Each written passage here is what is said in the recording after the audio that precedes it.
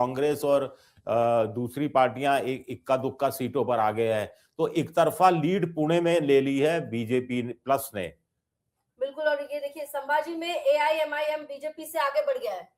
हाँ, वो औरंगाबाद वाला इलाका है, ओवैसी की यहीं पर पॉलिटिकल उनकी प्रेजेंस बहुत मजबूत रही है। इसमें कोई हैरानी नहीं हो रही अगर वो पीछे। नागपुर के रुझानों में बीजेपी लगातार बढ़त बरकरार रखते हुए नजर आ रही है। नागपुर आप कह सकते हैं कि आरएसएस का गढ़ है, बीजेपी यहाँ पर काफी मजबूत है और वो आंकड़ों में रुझानों में साफ नजर आ रहा है। हाँ, लेकिन मैं कुल मिलाकर मैं आपसे फिर कह रहा हूं कि बीएमसी पर सबकी नजर रहेगी, बीजेपी की भी बीएमसी पर नजर रहेगी कि बीएमसी के चुनाव में वो कितना बेहतर कर पाती है।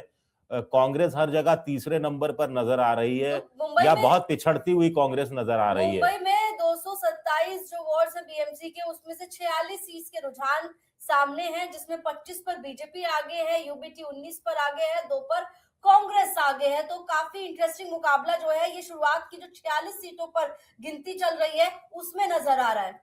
जी हाँ, बिल्कुल आप सही कह रही हैं। और हम कह रहे थे कि किश्तों में होगा, पहले 46 वार्ड की गिनती होगी, तो पहले किश्त का रुझान तो हमारे सामने है, जिसमें हम किसी को विजेता घोषित करने की स्थिति में इस समय नहीं है। नासिक की बात करें तो एक सीट पर बीजेपी आगे चल रही है नासिक में।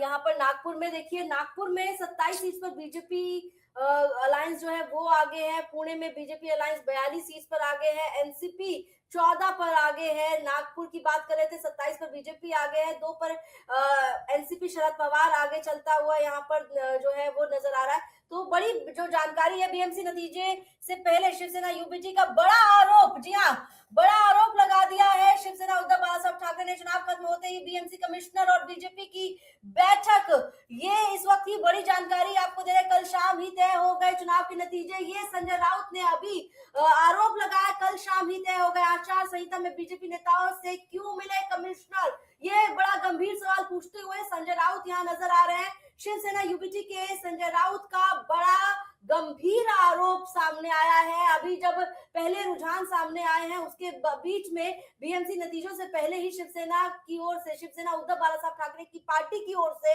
गंभीर आरोप लगाया गया और कहा गया कि चुनाव खत्म होते ही बीएमसी कमिश्नर और बीजेपी की बैठक कैसे हो गई, कल शाम ही तय हो गए चुनाव के नतीजे। संजय राउत की ओर अनजाने रास्तों पे हम निकल पड़े, चलो चले, एक ही लाइफ है, लिव इट योर वे।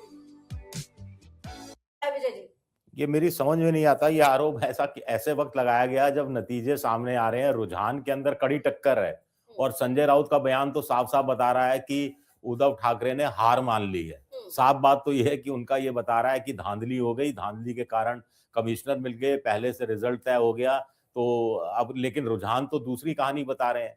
क्या हमें संजय राउत को क्या इस बात का अच्छी तरह से अंदाजा हो गया है कि वो वाकई में हार रहे हैं? अब देखिए, फासला भी थोड़ा बड़ा है, बीजेपी प्लस 27 पर आगे है और उद्धव ठाकरे प्लस 17 में आगे है और कांग्रेस 2 पर आगे है, तो 27 बनाम 19 हो गया है। थोड़ा सा फासला बड़ा है, बहुत मामूली सा पड़ा है। याद आ रहा है विजय जी, जब विधानसभा इलेक्शन के रिजल्ट्स आ रहे थे तब भी संजय राउत ने बीच काउंटिंग में ये आरोप लगा दिया था कि सिस्टम पर मोदी शाह का कब्जा है।